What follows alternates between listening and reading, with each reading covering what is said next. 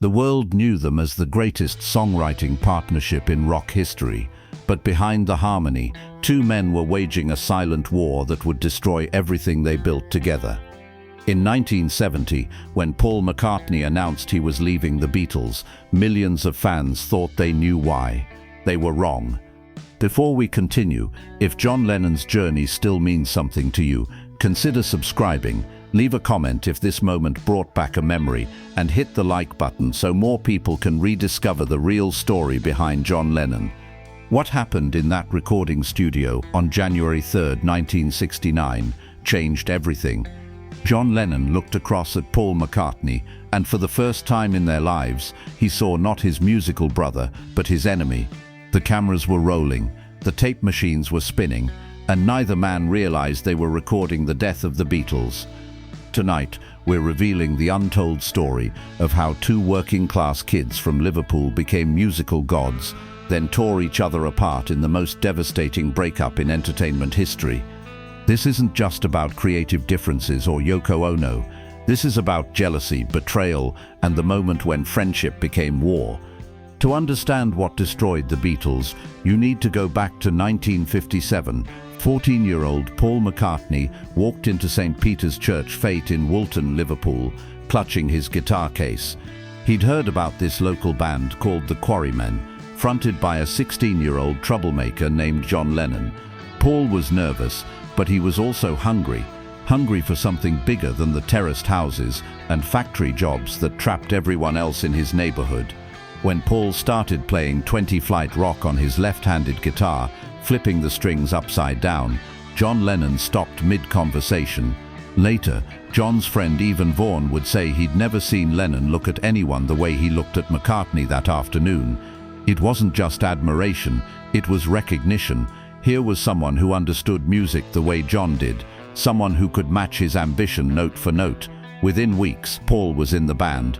Within months, they were writing songs together, sitting face to face in Paul's living room, guitars balanced on their knees, creating melodies that would one day move mountains. John would start with a rough idea. Paul would polish it until it gleamed. Paul would find a beautiful chord progression. John would add the edge that made it unforgettable. They called it eyeball-to-eyeball songwriting, and for almost a decade it was pure magic. But even then, in those early innocent days, the seeds of destruction were already being planted. The problem wasn't talent. Both boys had it in abundance. The problem was ego, and it was growing stronger with every screaming crowd, every #1 hit, every magazine cover that showed them standing side by side, pretending to be equals when they both secretly believed they were the real genius behind the Beatles' success. By 1963, Beatlemania had exploded across Britain like a cultural atomic bomb. Teenage girls fainted at the sight of them. Grown men stood in line for their albums. The Queen of England awarded them medals. John Lennon and Paul McCartney weren't just rock stars. They were gods walking among mortals, and gods don't share thrones comfortably. The cracks started showing during the recording of Rubber Soul in 1965. Paul had always been the perfectionist, the one who arrived early and stayed late, who insisted on 30 takes when everyone else was satisfied with 3. John, meanwhile, was becoming increasingly restless, increasingly interested in pushing boundaries that Paul thought were better left alone. When John brought in Norwegian Wood with its sitar sounds and cryptic lyrics about an affair, Paul smiled and nodded, but privately, he was furious. "It's getting weird," Paul told producer George Martin one evening after John had left the studio. "He's trying to turn us into some kind of experimental art project. That's not what the Beatles are about." What Paul didn't know was that John had said almost exactly the same thing about Paul's contributions, complaining that McCartney was turning them into a bloody cabaret act. The real poison entered their relationship in 1966, during what would become known as the Lost Year. The Beatles had stopped touring, partly because they couldn't hear themselves play over the screaming crowds, but mostly because they were exhausted from pretending to like each other in public. In the studio, they began working on Sgt. Pepper's Lonely Hearts Club Band, an album that would change music forever. But making it nearly destroyed them. Paul threw himself into the project with an intensity that bordered on obsession. This was going to be his masterpiece, his proof that the Beatles could evolve beyond simple love songs and screaming teenagers. He arrived at Abbey Road Studios every morning with detailed charts, orchestral arrangements, and a vision so complete that it left no room for anyone else's input. John felt like a session musician in his own band. The breaking point came during the recording of A Day in the Life. Paul had written the middle section, a whimsical piece about waking up and catching a bus. John had the beginning and end, a haunting meditation on death and meaninglessness inspired by a newspaper story about a car crash. When they combined the two pieces, magic happened. But it was magic that came with a price. Listen to the way he plays piano on that song, John told his friend Pete Shotton years later. He's not supporting the song, he's trying to steal it. Every bloody note is about Paul McCartney showing off. The song that most critics consider the Beatles' greatest achievement was also the moment John Lennon realized he was no longer an equal partner in his own band. Enter Yoko Ono. In May 1968, she walked into John Lennon's life like a hurricane in a black dress, and suddenly, everything Paul had feared was coming true. John wasn't just distracted, he was transformed. The man who had once spent every waking hour thinking about Beatles music was now more interested in conceptual art and peace protests than in finishing the White Album. But here's what most people don't understand about the Yoko situation. She wasn't the cause of John and Paul's problems. She was the symptom. John brought Yoko to the studio not because he was madly in love, but because he was desperately lonely. For the first time in his life, he felt like an outsider in the Beatles, and Yoko made him feel important again. She listened to his ideas, she encouraged his experiments, she told him he was a genius when Paul was telling him he was being self-indulgent.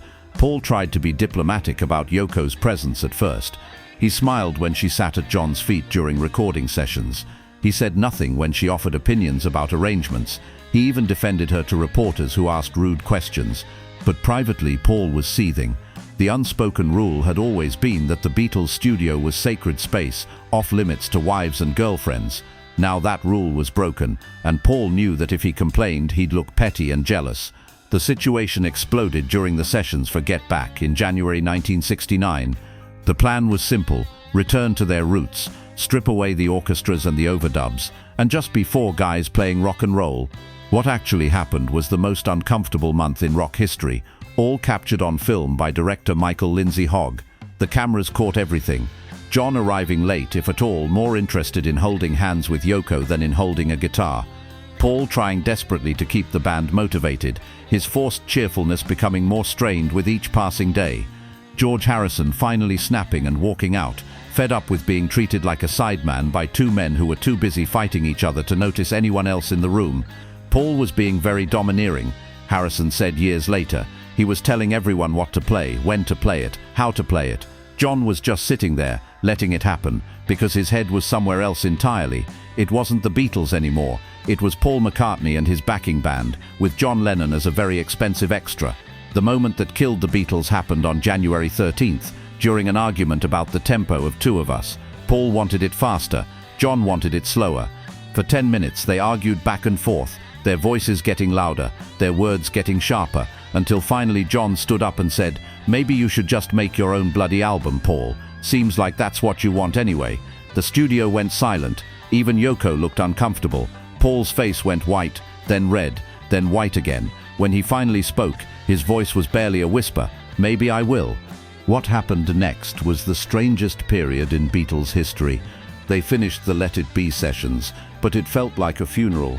They recorded Abbey Road, which became one of their greatest albums, but by then they were barely speaking to each other outside of the studio. John and Paul would arrive at different times, work on different songs, and leave without saying goodbye. Paul was falling apart. Friends from that period remember him as a man obsessed, unable to sleep, unable to eat, unable to accept that the most important relationship of his life was ending. He would call John at all hours, sometimes drunk, sometimes crying, begging for just one conversation about where they went wrong. John would hang up without saying a word. The cruelest irony was that during this period, they were writing some of their best songs. Here Comes the Sun, Come Together, Something, The Long and Winding Road. These were songs born from pain, from the knowledge that something beautiful was dying, and there was nothing either of them could do to stop it. John poured his anger into Come Together, with its cryptic lyrics and aggressive bass line, a song that seemed to dare Paul to try to understand what he was feeling. Paul responded with The Long and Winding Road, a ballad so heartbreakingly beautiful that even John admitted it was a masterpiece, though he would later add orchestration to it that Paul hated, just to prove he could. The end came not with a bang, but with a lawsuit. In December 1970, Paul filed suit to dissolve the Beatles' partnership, claiming that John had already left the band in September, but refused to make it official. The legal documents were dry and businesslike, full of terms like breach of fiduciary duty and irreconcilable differences, but everyone who read them understood what they really said. The two most important friends in rock history had decided they would rather destroy everything they built together than find a way to stay in the same room. The public destruction of John and Paul's relationship played out in the most painful way possible, through their music. In 1971, John released How Do You Sleep, a song so vicious that even his harshest critics were shocked.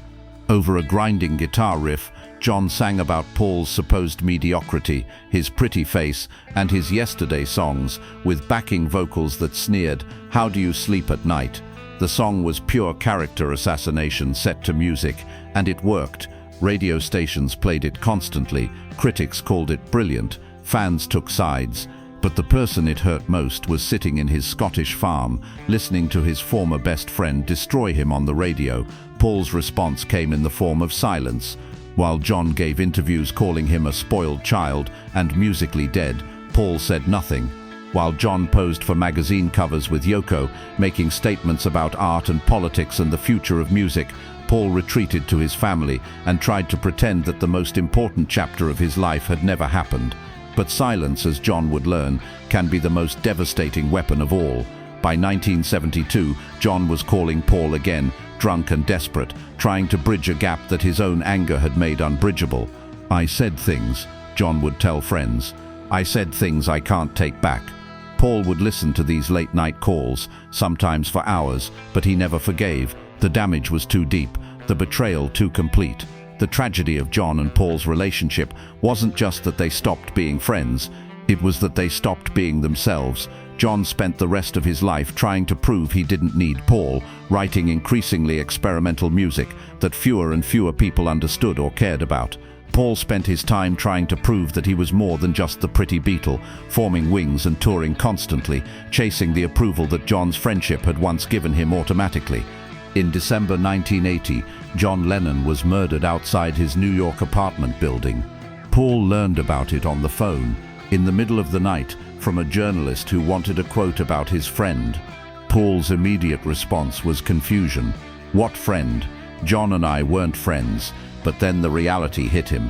John was gone, and with him, any chance of reconciliation, any possibility of explanation, any hope that two middle-aged men might find a way to remember why they had loved each other as teenagers. Paul's public statement was brief and professional. John was a great man who will be missed. Privately, friends say he didn't speak for 3 days. He wandered around his estate in Scotland, picking up his guitar and putting it down again, unable to find any music that made sense in a world without John Lennon in it. The real tragedy of the Beatles' breakup isn't that they stopped making music together. It's that they never learned how to be friends without being Beatles. They were so young when they found each other, so completely intertwined by the time they became famous, that they never developed the skills to be separate people who happened to love each other. They only knew how to be John and Paul, and when that stopped working, they had nothing left to fall back on. Today, more than 50 years after the Beatles broke up, we're still trying to understand what went wrong. We have the music, which remains perfect. We have the memories, which grow more precious with each passing year. We have the legend, which will outlive everyone who witnessed it firsthand. But what we don't have is the friendship. We don't have two old men sitting on a porch somewhere, laughing about the time they changed the world with nothing but guitars and dreams, and the absolute certainty that they were better together than they could ever be apart. John and Paul's story is ultimately a story about the price of genius, the weight of fame, and the tragedy that occurs when ego becomes more important than love. They gave us the soundtrack to our youth, but they couldn't find a way to grow old together. They showed us what perfect harmony sounded like, but they couldn't maintain it in their own lives. The music remains eternal, but the friendship that created it was heartbreakingly, devastatingly human. In our next episode, we'll explore how Yoko Ono's influence went far deeper than anyone realized, and why the real story of her relationship with John Lennon might be completely different from what the world believed for 50 years. Because sometimes, the greatest love stories are also the most destructive, and sometimes, saving the man you love means destroying everything else he ever cared about.